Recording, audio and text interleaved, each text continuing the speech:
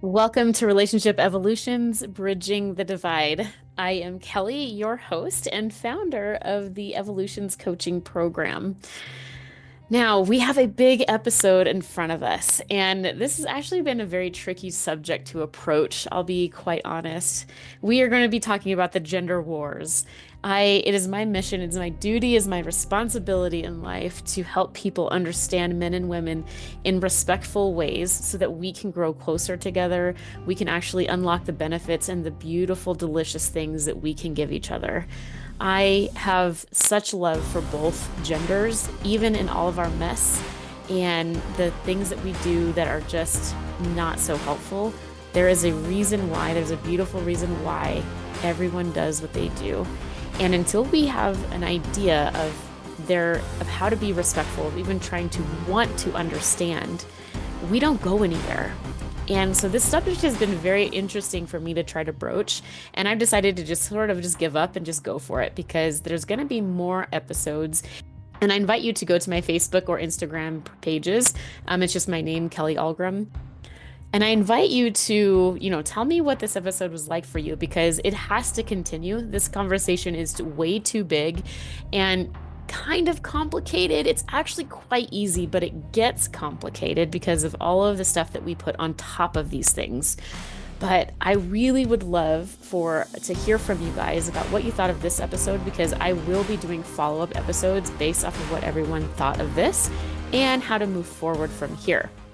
And so when it comes to the gender wars, where do we start, right?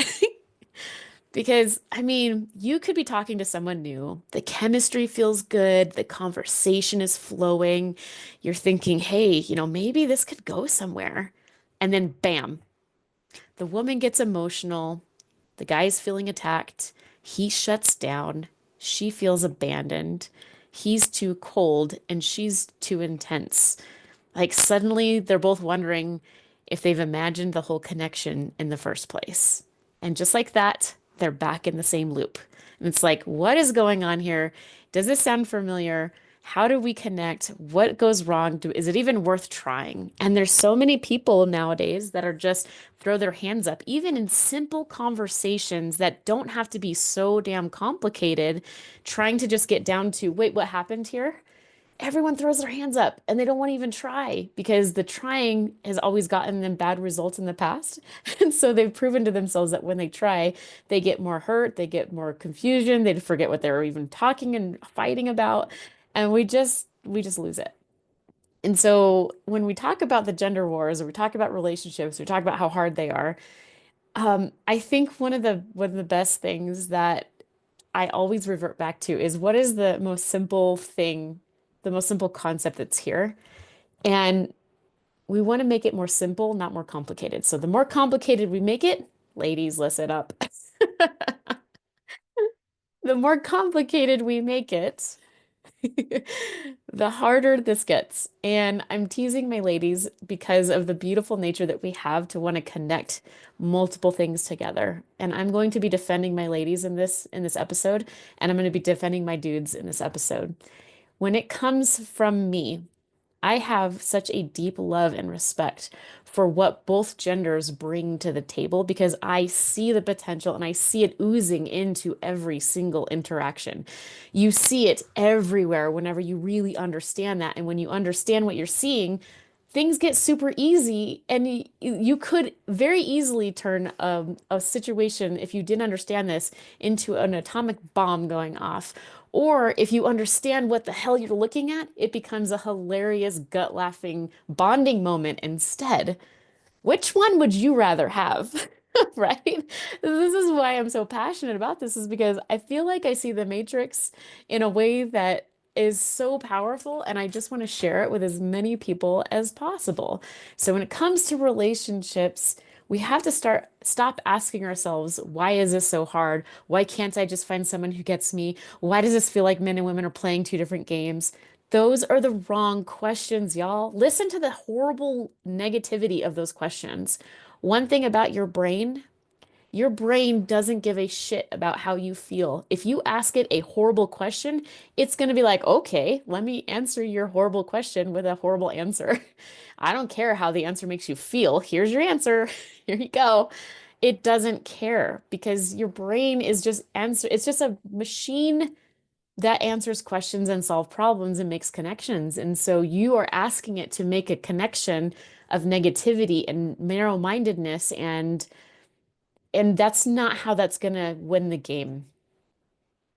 The way that we win the game is wanting to understand in a respectful curiosity way, not in a way to validate some kind of pain or victim mindset or closed-mindedness. Like it's all about opening perspective, not closing perspective. So let's make this simple. Whenever it comes to men and women, let's make it as simple as we can and let's have an open mind to uh, what is it that I need to learn from this or what am I missing? Like what can they teach me? And if we started having this kind of an attitude towards these interactions, we would be humbled very, very, very quickly because most of the time, if not, oh my gosh, like 99% of the time when we're in a conversation, what we think is happening is not what's happening. And the reason I have such a huge like percentage on that, which yes, I did make that up, but go with it. It's a very high percentage of men and women will be talking about something and they're looking at it in different ways. I literally help my clients with this all of the time. And one of them is focused on one thing and the other is focused on the other thing. And they're both talking about the same subject, but they're not talking about the same thing. And how does this happen? It's because you're not seeing the matrix. You don't understand where men come from and why they communicate this way, and where women come from and why they communicate this way. But when you just start asking yourself, what can they teach me? What do they like? What do they value? And what do they need from me? And what do they look for? When you start interviewing the opposite sex a little bit about like, hey, what makes you tick? What makes women tick? What do they hate? What do they like? What do they not like? What can I, and let me actually learn from women and really listen to what they're saying and vice versa. If we get into this situation where we're trying to actually understand them, we will win this game. So my first question to everyone listening is, do you even want to understand them? Or are you after your own validation and your own way being the right way? You might, and don't rationalize this. I want you to be extremely honest. Do you even care why they are in that position that they're in? And I don't mean like we're validating, oh, their bad behavior. Nope. Put that aside. They will have bad behavior. Yep, we're gonna swim through that. We're gonna do a breaststroke right through that. And we're just gonna be like, okay, bad behavior aside, do you want to understand why this is happening? Because when you understand the instincts of a man, you understand why they show up in conversations that they do, and why their reasoning is the way that they do, and why they respond to competitiveness the way they do, and why they do this the way that they do. It doesn't even matter what man it is, which is one of the most beautiful things about men. Like, I have to shout out to you guys. You are all so damn consistent. It's incredible. It's so cool. Like, I was interviewing a couple guys today. I have some more interviews tomorrow. Just doing some market research. And in all of my clients that I've helped and all of my friends that I talk to in my own personal relationships, guys are the same. It's like they're so easy once you really decide that they're pretty cool. But if you decide that they're just out to get you, ladies, you might as well just detach all the way from men and anything that men give you and anything that men can help you with, and just draw a line and never cross it. Because if you don't think that they are not cool and that they can't give you anything and that their intentions are all bad and war and malcontent, then just make that decision now. I'm inviting you to make that decision now and then just go figure out stuff. And I'm not trying to be nasty. I'm going to do this to the guys too, because guys, wait, your turn's coming. But I'm going to balance this because this isn't about beating anyone up. It's about being realistic for like, why don't we just take a look at what we can learn from each other? And so guys are so consistent in their answers. And so because of that, there's a pattern. And if you on a mass scale can prove as a scientist over and over and over and over the same kind of underlying things are going on, you have a proof of something. This is not just a circumstantial opinion. This is biologically fact about why guys respond and behave and think the way that they do. And when we say that's what guys do, that's just how guys are. That's what men are. Men are like this. I would invite us to watch the tone with which we say that. That's the first thing. And I'm leading with my dudes because uh I don't know. They don't need me to defend them. They do fine doing that themselves, but I feel inclined to, because I have such deep love for them and their silliness and the ways that they are. They don't connect the same way that I do, and that always entertains and fascinates me. Even though there is frustration within that, I always understand that there is a good intention, and even if they are really misbehaving in ways that are very hurtful, if you ask yourself what's really here and you just try to connect, ladies, we're really good at connecting this emotion. That's what we're very good at. And so, ladies, if you just pause and we like, what is this? What is this guy? What is this about? You will start to see that connection. And then ladies will be able to understand it better and better, better, and find that empathy and compassion and then get through that with them. But the way that we communicate the beliefs that we have, do we just want to swear each other off and have a gender war and we're going to continue that? Or are we going to try to be a little bit more self-reliant on the fact that we can do this? And so that's the first thing that I want to talk about is just that understanding. Do we want to understand them or not? And so, guys, I'm going to talk to my dudes now. Yes, women are complicated, but they're not as complicated as you're making them out. Just because their emotions are erratic and everywhere, there's actually tons of patterns in that as well that are easily logically explainable, which is awesome because you are there to create structure and make sense out of chaos. That's exactly what you're programmed to do as men. That's what your inherent biologic, capabilities come from. You are you men are this is how I look at this. Men are the guardians of the survival realm. I call it realm because, like, okay, we're all on Earth, but what dimension? Let's call it dimensions, whatever you want to call it. But we have two jobs in life. That's it. Just two. Now we can suck at those and eventually we will. It's always about thriving and surviving and thriving. And all of that, we're always going to have a different mixture. And when one is going to have to be a priority over the other, we to have this nice balance and harmony in life, survive and thrive, survive and thrive, survive and thrive. Now, as fun humans, we all get to interpret how we're going to do that. Some of us are going to speak six languages. Some of us are going to, rock climb. Some of us are going to organize spreadsheets or whatever makes you tick. But like, how are you surviving and thriving? You get to fill in the blank there. But what we understand is, I dare you, anybody listening to this, you actually just ask yourself in the next 3 days, watch everything around you and be like, is that person trying to survive or thrive right now? That's it. Let's just start with the basics because once we understand that men are the guardians of the survival dimension and women are the guardians for the thrive dimension, things become so freaking easy because now we know what their intentions are. We're always going to try to guard survival and guard the right to survive and guard the right to thrive. And so within that, men can grow in that dimension of the survival. Like they're the warriors. They're the ones that like they're going to be holding the chaos at bay. Like the guys are here, like we are here to work together because all humans want to survive and all humans want to thrive. But if we don't have thriving, then if we're just like living in masculinity all the time, like everyone just be masculine. Everyone right now. Boof, stop. No femininity is ever around anymore. We are all masculine. We're all warriors. We're all assertive. We're all just pushing each other around and punching and arm wrestling and whatever. Like we're all trying to be masculine. We're all just, serious about making sure we survive because survival is not a Well, it depends on what you're doing because survival can be going into games and stuff too, but you're still trying to win. There's a competition, there's some kind of contest, conquest of some kind. That means the people that when you're in that state, whether you're a man or a woman, when you're in that conquest state of survival, you are going to exhibit X, Y, and Z in characteristics, which men and women both do because we both have the masculine inside of us. The cool thing is, men just inherently have that. Inherently means this is their instinct. This is something that just is born in them. They have the puzzle pieces way more in depth in their DNA. Women do too.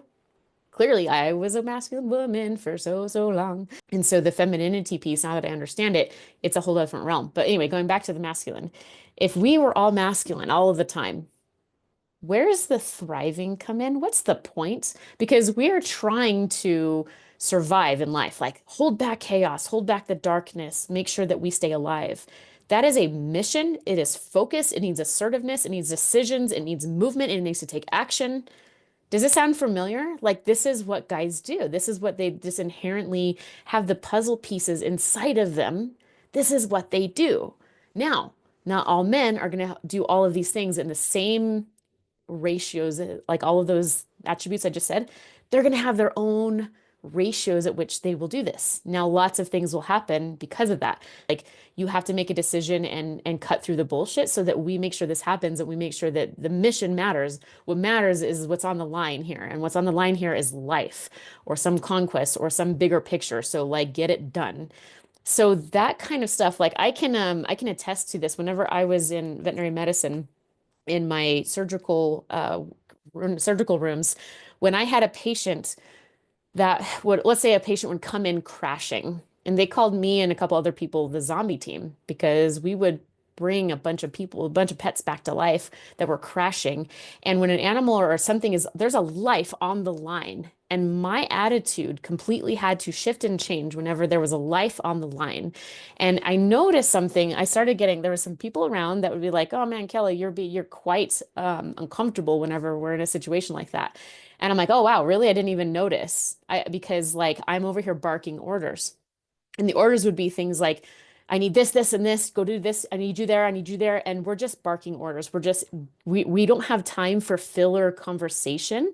We don't have time for can you do this? Can you not do this? It's just go and get it done, right? The mission matters because seconds matter. And so the kind of conversation, the kind of way that that communication has to be delivered, it has to be very sharp and blunt, and it can come across to mean. The intention, I guarantee you, because I have experienced this so many times in my life, being in emergency medicine and working on animals dying all of the time. I have many animals died in my arms. And when it comes to saving life, seconds matter and emotions do not matter. Emotions matter later whenever you've done what you can and you've exhausted everything you can to make sure that you have saved that life.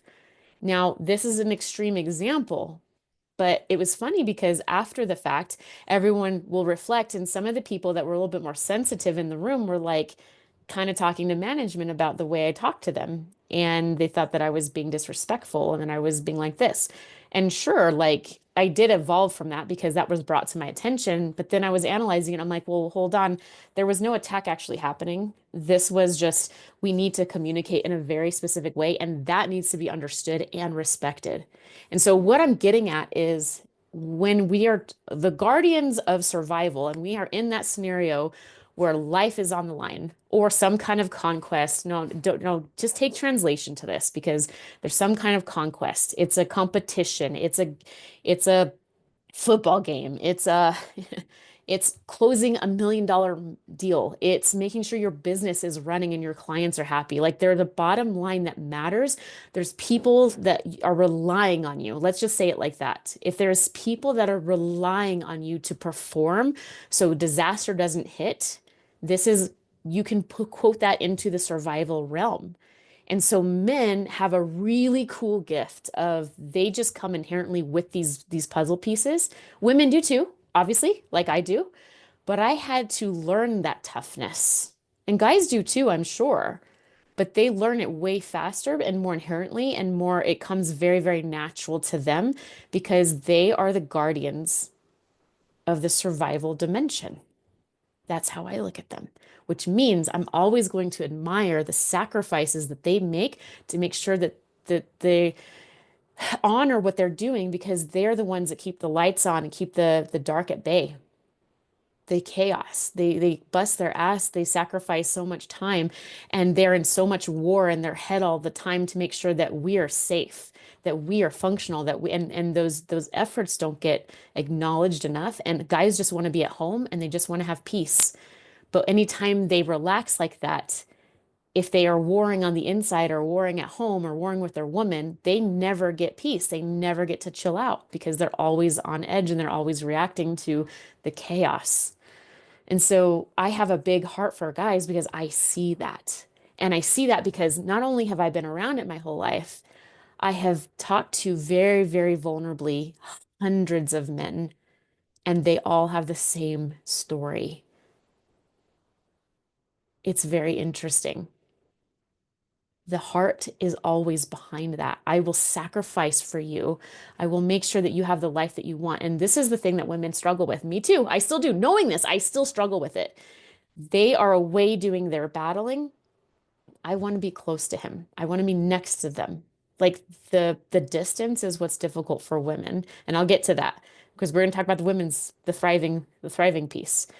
And so, even though we understand it, when you understand it, you do react differently than if you don't understand it. If you don't understand why they're doing this, you think that they're putting something else as a priority and you're mistranslating from the get-go the essence of what that man is made of. And that is what's so wounding. That is what's we can't. That is why the gender wars, that's one of the grievances of the gender wars is not understanding the intention of the effort.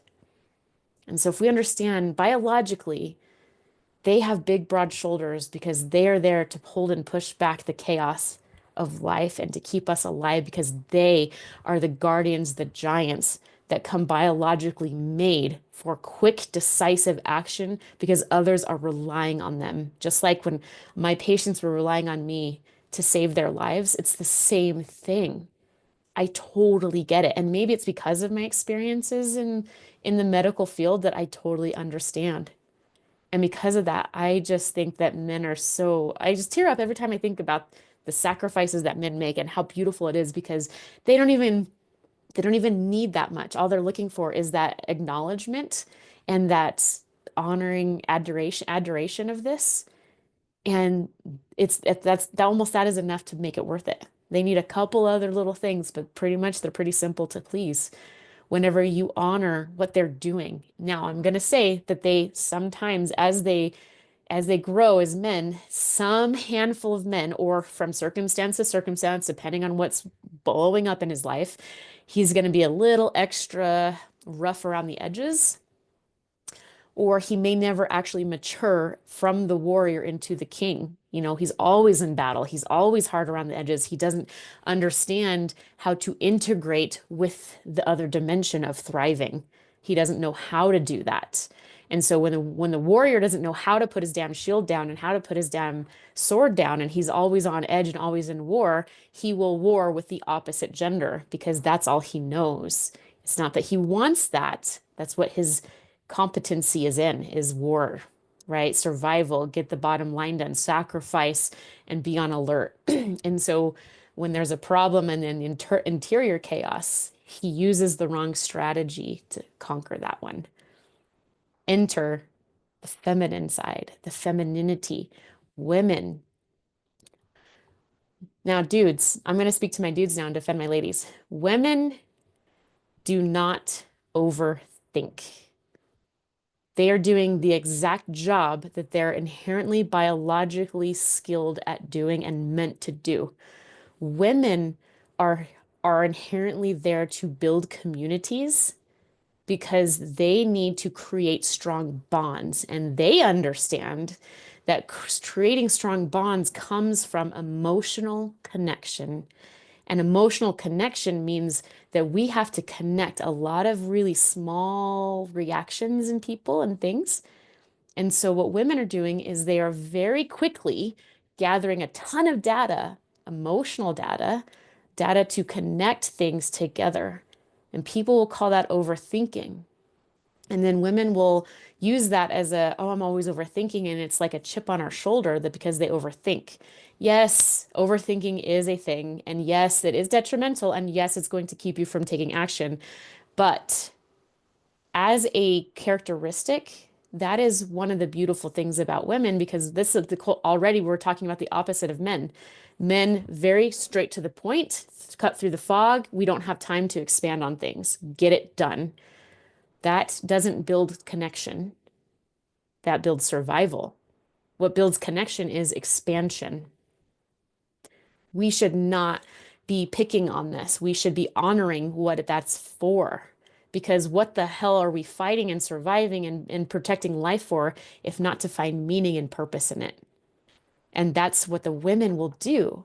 Women are inherently good at finding loving and nourishing and nurturing things. All of us little girls, we're all around babies and we just want to snuggle and cuddle on these babies and connect emotionally with them.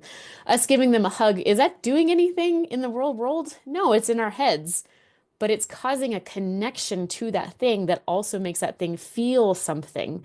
And so basically women in they give the spark of life because we could just have a zombie mode and we're just bumping around, we don't really have anything to live for. Or we can turn to a woman to cause a spark of life, a spark of emotion, a spark of joy, some kind of warmth, some kind of giggling, something. And not to say that men don't have this, because men have femininity in them as well. You have the capability to create joy. Absolutely. You guys do it all the time. I watch guys hang out and, mess with guys. Like, you're funny, you're hilarious. You guys have a great time. But what else could you be fighting for? Women are here, have these instincts, the emotions that women have. They're so attuned to emotions because they're supposed to, because they are the guardians of the thriving dimension. Thriving means purpose of life. Why are we we're giving life meaning. We have something to fight for, something to protect. Some kind of we want to protect life, but we also want to live life. And women bring the beauty into the life so that it can be sparked, it can be felt, we can be enraptured by it. We can feel. We're not just fighting, we're at peace as well. There's a balance, the yin and the yang here, right? We have a balance to this. Experiencing both is needed for all humans. And so there's going to be a time for fighting, and there's going to be a time for thriving. The rest of the time is kind of just, if both of those are we're doing a pretty good job at those, most of life can just be pretty neutral. You don't always have to be in a thriving or a fighting mode. It's those moments. There's going to be moments in every day and every week where it's time to fight. And I mean fight for life, we have to make decisions. We have to get this done, like prioritizing things to get done so that the system still works, so that things continue to stay on. We have priorities that we have to make sure we march to. And then there's going to be times where we need to get filled up. We need that thriving because as humans, if we are not connected to something, life feels like shit. It's lackluster. It's like, what the hell's the point? Why are we doing this? What's the meaning again? Oh, yeah, to feel peace, to feel life, to feel warmth, to feel emotional, to feel connected, to feel love. And so if you want to cut through all of that, it doesn't have to always be love, but in some way, shape, or form, women are there to create love. And so to create love, she has to connect things, which means she has to bring out these interior things deep inside of you and talk about them and explore them and expand on them. That's her job as a guardian of that dimension, of that realm, that she's doing exactly what she's supposed to do. If we didn't have women doing that, bringing out emotions and teaching the warriors what the hell the point of their fighting is for, life would be pretty gray. And what's sad is, well, you know what? We're not going to talk about the sad thing. We're going to do that in another episode. We'll talk about the feminist movement and we'll talk about the red pill movement if you guys want, and how that started off as a very good intention. And, there, like I said, there's always a good intention, but it has twisted and warped into some bad things. But again, let's just look at life simply. Let's just start from the basics. Biologically, women are smaller and softer. Why? Because we don't want to be a threat. We want to be there to connect. We want to have the appearance of approachability and to give something to protect. When something is small, we feel inclined to want to put it under our wing and protect it. Right. And so, that the way that we're made up, we even have, a womb to bring life into the world. But even motherhood aside, just the biologics of what our DNA is to how we have conversations. You talk to a man and he's got very little to say. Why? Why again? We already talked about that. Like they instinctually just speak in very short sentences. So ladies, understand when he's doing that, he's not trying to be a dick. This is just how he speaks. Don't judge him for that. He can expand, but he has to understand why that's important. He needs the logic behind that. He's not going to just start spontaneously doing it. He's a logical person, so bring him the logic to solve the problem, and then he'll go, process on that, and then he will, when it's time and the time calls for it, he will expand himself. He will connect with those things. He can be taught, but he needs to be taught in a way that's respectful and of who he is and what he brings and in a fun way and not in a I'm going to teach you. It's more of an inspiration. Like I'm going to inspire this instead of teach it. And he can take it or not. That's up to him. Right. But going back to the ladies, when we are trying to understand this dimension of love and connection, everything that a woman does, think about it, all of the storms that she's in, women, as we evolve, like we are talking about the warrior, the guy becoming the warrior, growing into the king, that's a choice that he has to make to continue to grow.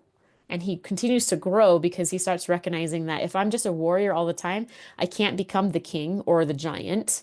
I will always be a warrior that's always at war. And I kind of want peace. So maybe I have to get out of my own way and learn something different and learn a different strategy. And so that's whenever he rises into being a king. That is completely voluntary for the men. Same thing happens for women. Women have the ability to refine their emotional power instead of, and this is one thing that's very, very difficult. I'm going to just go out on a limb here for our ladies, is women don't have a lot of great role models for emotions and femininity. And femininity anymore because of the feminist movement and because of how men don't really connect with emotions like we do. Everywhere we turn, emotions are being beat up on. Emotions are taboo. Emotions are bad. Emotions make us weak. And so the messages that women are getting, it really is we are under fire about the very inherent person that we are, which makes sense to me why the feminist movement is becoming masculine honestly, it's because of this. Like if we're just going to get down to the bare bones of it, they are feeling like they're buying the message that emotions are making them weak because those women that are feminists that have gone into this really far have not learned how to integrate with the masculine. And so they just feel attacked all the time. And so they're just trying to toughen up. So they're actually trying to learn from the masculine and being in the masculine, like we don't need no man. We're all these independent, strong women. Yeah, I used to think that too. And I actually become way stronger as a person when I embraced my femininity. Funnily enough, that actually made me way stronger. Like way stronger because if you're a woman acting out of the masculine, you're actually a very wounded woman that's trying to survive and protect herself, and she doesn't have the emotional capability of the emotional intelligence that's her right to grow into. She has turned away from growing into her emotions and learning why they're valuable and how those integrate so beautifully in her and the world and in her partner. She's decided that she's going to turn that off and she's going to become a man anymore anyway. Like as far as like, the essence of what men are. The problem with that is we're not very good at being men, even though we like people like I want to speak for myself here. Like I don't have anybody in mind. I'll just speak for myself. Like I remember when I was with my ex, true story, I used to get the EBGBs, like, ugh, like that EBGB, whenever somebody would shake my hand and it would be in a very soft way. Like like the way you shake a woman's hand, like very respectfully and soft. When a man would do that to me, I would get the EBGBs because that would communicate to me that he thinks I'm weak. And I would not listen because every time I would have that conversation with a guy, I'm like, oh, he doesn't think I can hold out his strong hand too. And they're not like, it was so ridiculous. Oh my God, I'm so embarrassed. Like, even like remembering that. I'm so glad that's so gone. Just thinking about it. Because even though they were trying to tell me, I hold a woman's hand like this out of respect for her. I did not buy it. I did not believe it. And so now that I understand, a man wants to hold a woman in a soft way because that's the perfect thing. Like that's the thing he should be doing because I don't want a guy to be treating women like men. When men treat women like men, women become men. Does that make sense? I'm going to say that again. When men treat women like they are men, then women harden to that because men they treat men like other men. They're warriors. They're in conflict, and so it makes women think, "Oh God, I need to be in survival mode because I have an attack coming." And so he signals to her, "You're not safe. You better toughen up." And so she does. And then guess what happens? He's not attracted to her because she's a masculine, she's showing masculine stuff. And so the idea is right to toughen up, but the delivery is wrong as well as the translation. The translation for women is interiorly what we can learn from our guys is we can learn structure. We can learn to structure our emotion so that we can, but we still need to use our emotion. We still need to be soft. We still need to be silly. We still need to be confident in ourselves enough that we can be sitting here talking to ourselves in a room by ourselves, having a great grand old time because we are entertained and we're bringing light and we're bringing richness into the environment. And now, whether people take that or not, shouldn't matter. And that's where women want to have that connection of, but did they like it? Why do we get like that? Well, all humans want to be accepted, but especially so women, we are designed to connect. And so if something that we did not connect with someone, holy shit, is that horrible? So then we make ourselves smaller and we don't let our radiance shine. And so what's the solution to this? Well, we have to grow as women into our femininity and know that emotions are actually our greatest superpower. And whenever you actually eliminate your limiting beliefs and your insecurities, you cannot grow as men or women, not emotionally intelligently. If you want emotional intelligence and if you want to really be responsible in your relationships for yourself and create amazing relationships with the other gender, I'm sorry, but you have to. There's no getting around it. There's no getting around it. And if you have, call me up. I will turn you into celebrity. Not that I know anybody that's a celebrity.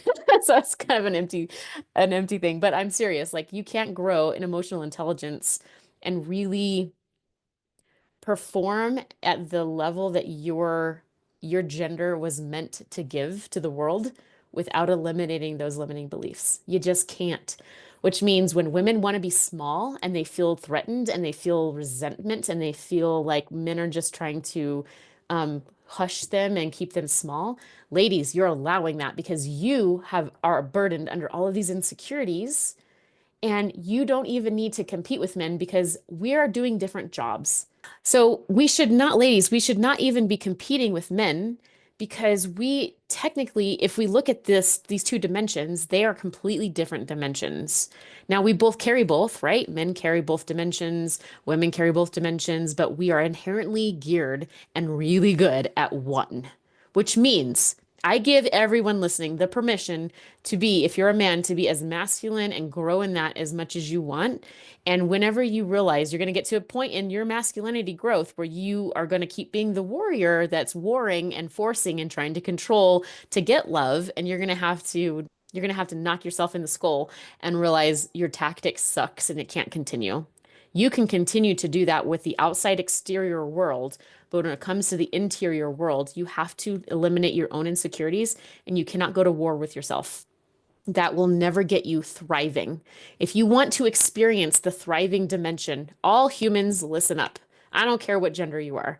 If you want to experience the thriving dimension really, truly, and fully, not just in these tiny, wispy little moments of blowing out the candle, but really embrace it and just be a light, unburdened person, that is much walks around much lighter in life and less burdened than everyone else, you need to understand the thriving dimension and respect it. You need to understand that it's about connecting. It's about emotional intelligence. It's about telling, it's about making sure that our emotions are integrating in a way where we're able to be vulnerable and soft so that we're not always rigid and hard. It's the yin and the yang, the light and the dark. And we're not saying that the women are light and men are dark. What we're saying is what they produce, what their capabilities are, is men will hold back the dark so that women can light up the world. But we can't light up the world if men are not holding back the chaos. If men are causing the chaos in themselves, they can't be the leaders for us to bring that safe place for the light. But women, if you are causing the war, and men, if men are doing the job of holding back the chaos and they're doing the job of protecting, and you don't realize that you are the one that's got the spark, the light. You're allowed to have fun. You're allowed to be beautiful. You're allowed to just bring joy into the world. You're allowed to do that. And actually, that's what guys freaking crave from you. That is why you're valuable.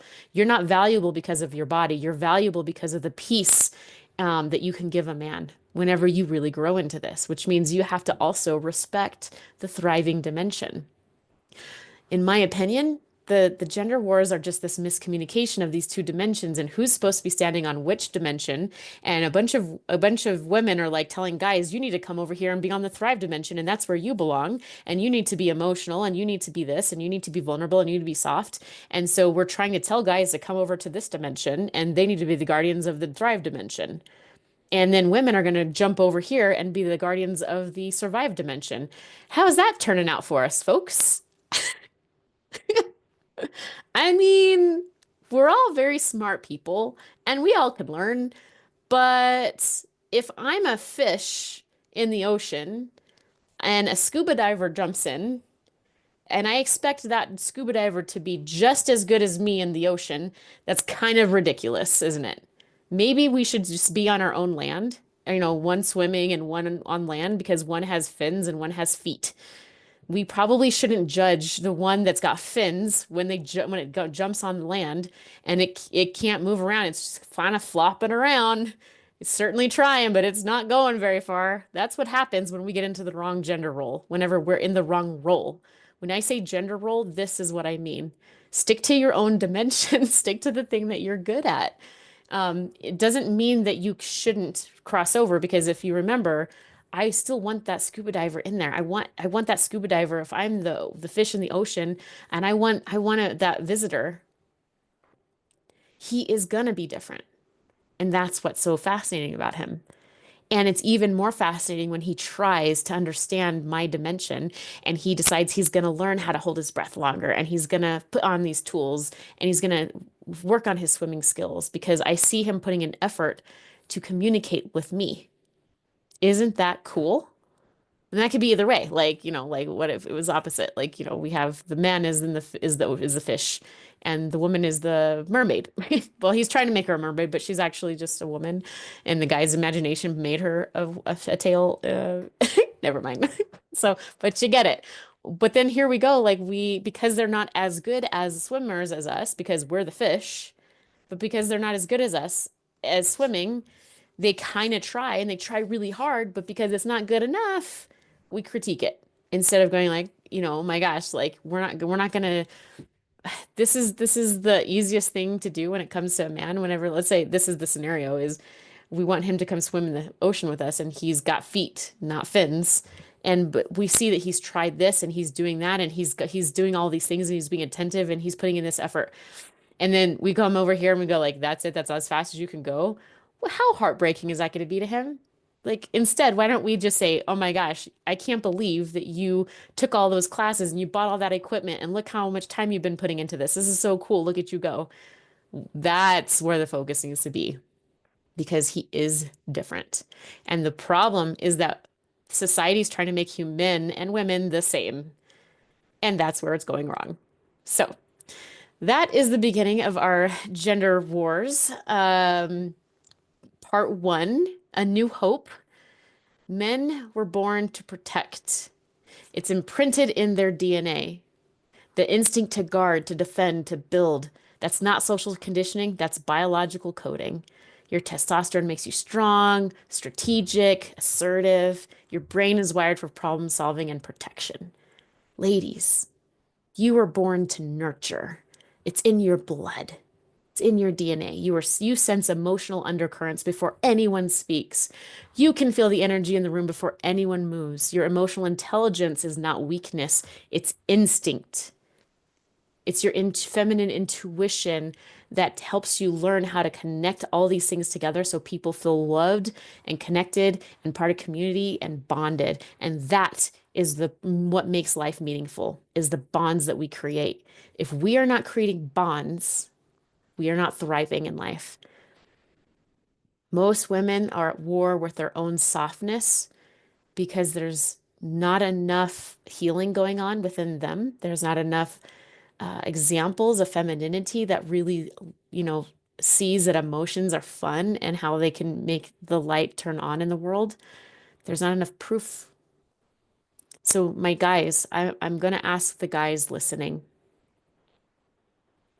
I know that you work so hard.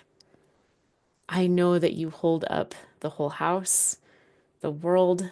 You keep things moving, you keep the lights on, you keep income coming in, you keep food on the table. You spend so many hours away from the home and your families.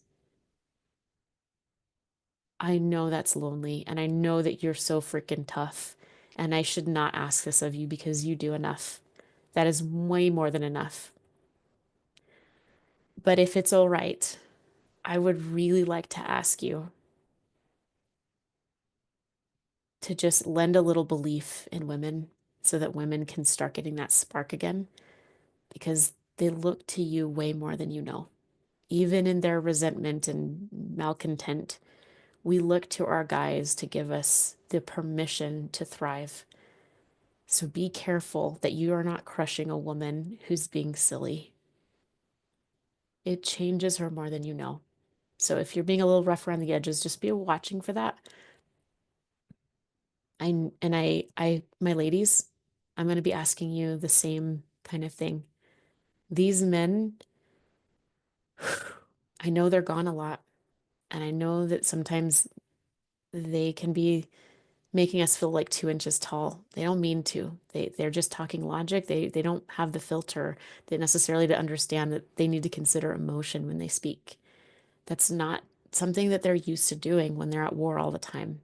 So just do me a favor and cut them a little slack. And the thing that you're triggered on, the thing that you took personal, the emotion that he didn't see, would you do me a favor, ladies, and just get yourself together, take a breath. And I want you to remember something, like really seriously remember something that you absolutely adore about that man. Find the gratitude for him and just notice how that washes over you and how that immediately changes your state and how that's going to make you want to go hug that man for that gratitude that you feel for him. Even if you're fighting, he's still going to work. He's still trying. He might be fucking it up, but those efforts we need to be acknowledging. He's suffocating for just needing a little peace and things to be easy. And you can make that easy, not because you're not important and the things that you care about are not important. It totally is. But when you give him a little bit of rest and peace when he comes home or whenever he's doing something and you really acknowledge him, he's gonna want to reciprocate that back to you and he's gonna make you feel so loved and delicious as well. The reciprocal effort of love for each other is such an easy thing to spark. I believe in everybody that can do this. Everybody is capable of it. The the little triggers that we have are your own responsibility to go solve because I don't want you in pressure all the time. I don't want you in torment all the time. I don't want you in resentment all the time. We as adults have to turn the page. We have to move forward. And sometimes that means letting go of things that are just going to keep turning the heat up instead of bridging the divide. I invite you to take responsibility and start bridging the divide. Seriously, today. If you get off this podcast and you're like, you've got somebody on your mind, be brave. Message them. Just be brave. And even if they don't give you the response back that you want, it's okay. Take a deep breath. You're there to guard and learn something. We have to grow in our own dimension and become kings and queens and giants and angels. And to do that, men need to learn the softness of the thriving dimension, and women need to learn the strength of the survival dimension. We learn from each other. We don't need to be on each other's terrain. We just need to learn the key, the lock and the key to make ourselves have more depth and more beauty for each other. So if this podcast episode resonated with you, I want you to hit subscribe and share this episode with someone else who needs to heal, someone else who needs to learn what men and women are really about. Bridging this divide needs to happen worldwide. So if you don't share this, we could be missing out. I would really invite you, I'm asking you to just think of maybe 2 people and share this and see what they think. And if you want to make the conversation come closer, you can visit us on Facebook at Evolution's Relationship Group, where I host monthly events with our men and our women separately. And I will be putting on an event for the masses here in about 3 weeks. So stay tuned for that. And we will be having more conversations about evolutions, bridging the divide as time goes on. If this episode was something that you loved and you wanted to hear more about one specific piece, drop in on me on Facebook or Instagram and tell me what you thought and what you would like to hear specifically about men and women and how we continue to bridge this divide. But we first have to understand that this comes from a desire to wanting to understand what they can bring us, how we can respect what they do each individually. Because if we don't do that, we can't go anywhere. So bridging the divide, it comes first from wanting to understand what those inherent things are that we need to see is coming at us day after day after day. And if it's been robbed from us, there's going to be some shit that's on that crystal, on that diamond that needs to get, wiped off. So don't lose heart. You have to stick with it because people are going to be guarded. They're used to the survival for too long, and people have forgotten how to thrive. They forgot how to put the shield down. They forgot how to have joy and the sense of laughter about each other. We're actually very hilarious. We're very funny in our own ways. I invite you to start looking for that instead of the other. So let's take that on and get to work. See you guys.